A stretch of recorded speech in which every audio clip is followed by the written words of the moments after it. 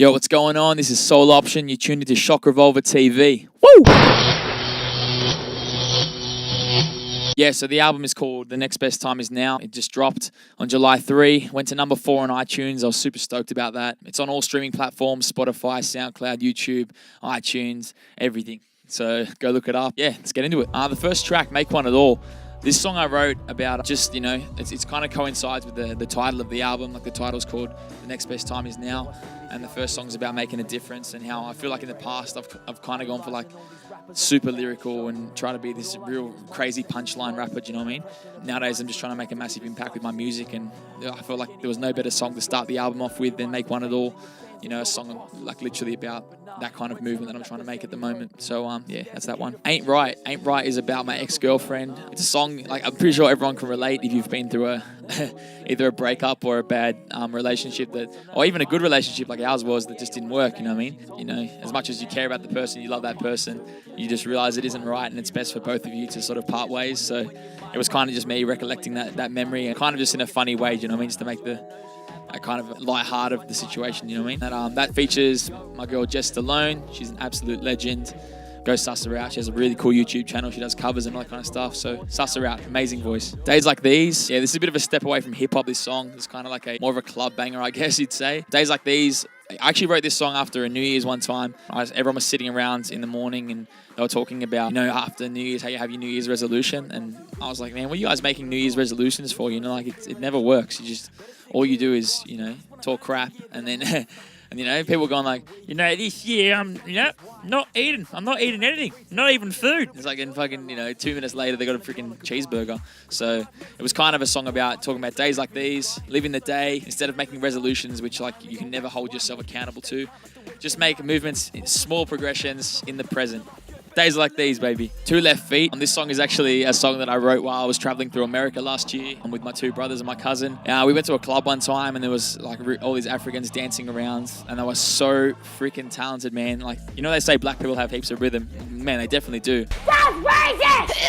We all jumped in the middle and, looked like absolute white people freaking trying to dance black. Put your fucking hands up! And it was just embarrassing. So the song 2 Left Feet is pretty much me recollecting that. Yeah, and I put the Eddie Murphy sample in there, of course, so who says it better than him? Mumbling is a song that I wrote when I was super pissed off about, I just heard a Little Yachty song on Triple J. I just thought like, why the hell is Triple J? Triple J won't play my music. They won't play like half my friends' music, which is dope, you know what I mean? Half the guys from Sydney. I see tons of my friends from Melbourne not getting any love on the Jays, but you'll play Little Yachty or something like that. So to me, it just pissed me off a little bit, and I decided to make Mumbling. We filmed that one in the city, me, Seb, and Jack Curtis. Shout out to you guys.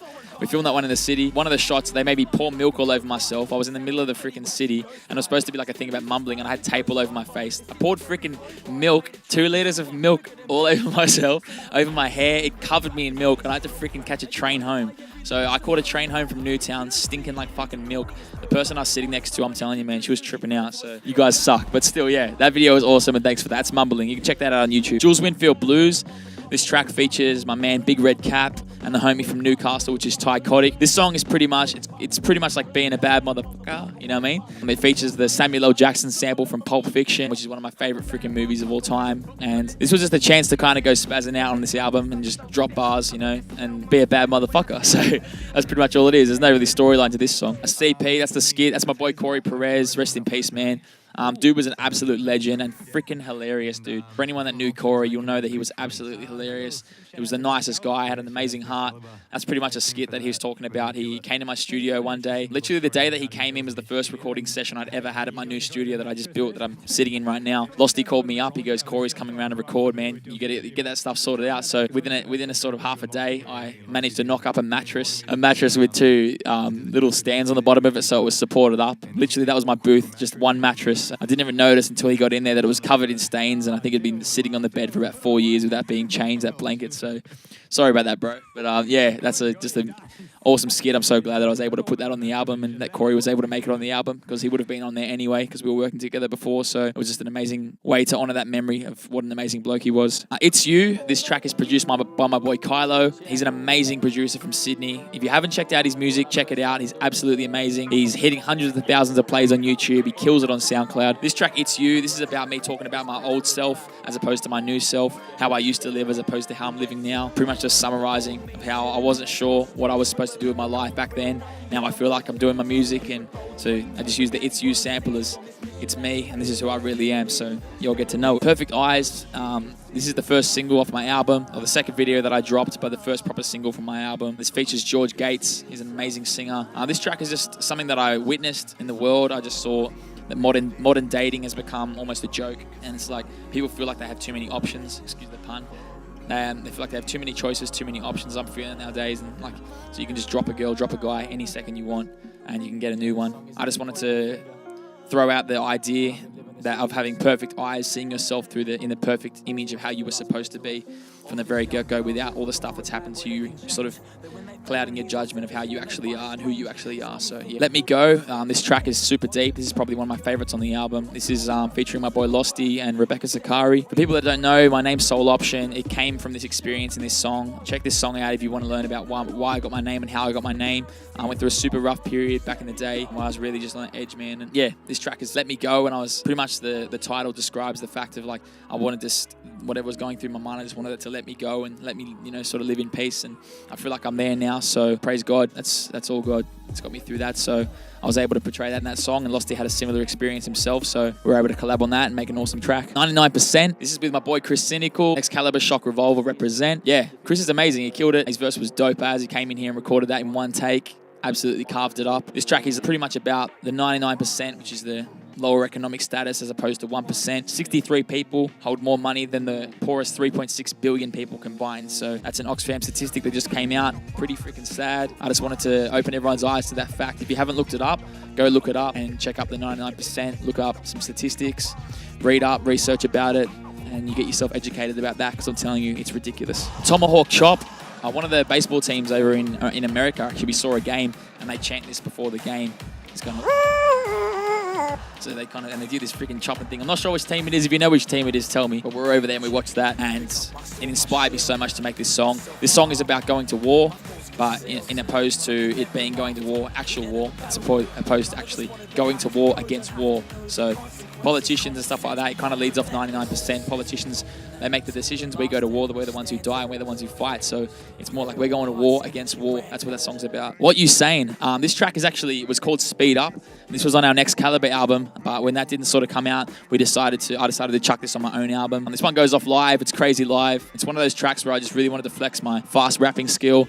I hardly ever do it nowadays. I did do it a lot. We had a song called Check Your Flow. You should check that out. It's by Tampered Minds. Look it up. It was called Check Your Flow, and I just spazzed on it kind of thing with the fast rap, and I just really wanted to do it again, but in a way that was even quicker. So that kind of, that was shit, but it sounds a lot better on the song, believe me. Just a real quick track that I could show people my sort of speed ability in my raps. Misspent Youth. This song features my girl Jess Stallone.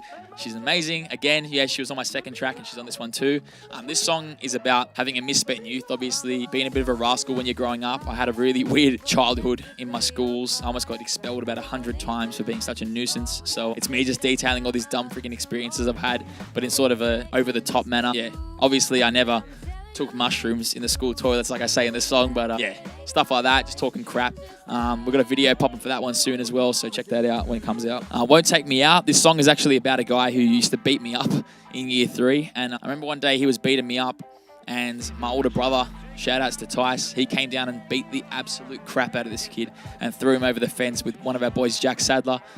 So I probably shouldn't be saying too many names, but we were only 10 years old at the time. I was only like 8 or 9, and my brother was 10 or 11, and so was Jack, and they came down and beat the crap out of this kid because he was rubbing my face in the dirt, and the kid was stealing my shoes and all that kind of stuff. So yeah, I sort of wanted to portray that story into a song, and so it's like, you won't take me out, son. You gotta come against me, brother. You gotta come through my brother and his friends. So having an older brother, if you have an older brother, I'm sure you can relate. It's freaking awesome. They always back you up. So shout outs. Yeah, this next track is called My Own Man. This song features my boy Sam Hunter from Decipher Us. He's an amazing artist. He's a great singer. I really wanted to get him on a song, so this seemed like the perfect one to get him on. This one's pretty much about being your own man, owning your own identity, knowing who you are and being that person. A couple years ago when I first decided that eventually I was going to get into full-time music, a certain person came up to me and said, I think that's a stupid decision. I think it's ridiculous. You have all this money coming in from your, for your waterproofing job. You're a tradie. You're going to be qualified, blah, blah, blah, blah, blah, all this kind of stuff. And it was a massive decision to make that call to jump out of that job. And I did like the job. It was a great job. But to get out of that and to get into full-time music was a massive decision that I had to make. But, you got to be your own man. And I guess I wanted to put a song on there that kind of portrayed the fact that I'm my own man. And you're not going to tell me how to live my life. Do you know what I mean? So not in really a rebellious way, more of I want to own my own life and, do with it what I'm going to do with it. So that was pretty much it. Heaven Only Knows. This track is pretty much a little bit about my relationship with God and portraying how he knows what my life holds for me. I have no clue what my life holds for me. So I just trust my musical ability, I guess, to what he wants me to do. Yeah, I guess heaven only knows what I'm actually going to do with my life. And this was a track that I really wanted to put some cool flow into. And it has a really old school 90s beat, sampled beat. I sing on the chorus. Sounds a bit how you going? Probably wouldn't win American Idol with it, but a bit of auto-tune and sounds alright, mate, you know what I mean? So I was happy with this track. I got this mix down in Melbourne by my boy Simon Morrow. He killed it on that as well. Yeah, and it was an amazing experience. Flew down to Melbourne, mixed a few songs down there. Yeah, just an amazing experience, and the song came out exactly how I wanted it to sound. Yeah, check that one out. And the last song is The Next Best Time Is Now. It's the title track for the album. This features my boy Aeonic, who we did the triple launch last week at Hudson Ballroom. Pretty much like I was saying, The Next Best Time Is Now. It coincides with the name of the album. I feel like maybe I wasted a bit of time. My first early years of making music when I started off, I was 15, 16. I was DJing for years, making dance music. I even started off with crappy little raps and stuff like that. But when I finally started to realize actually that I was good at what I was doing and had a bit more potential than what I was actually putting into my music, I started to really, progress a lot further. And this track is really about silencing anyone who doesn't believe that, there's capabilities there that I can make something out of this. So, like I said, heaven only knows if I'm going to actually make something out of this or not. But I believe in myself that I actually will. Yeah, this song, The Next Best Time Is Now, is pretty much saying, yeah, years have gone past and you haven't made it yet, but the next best time is now.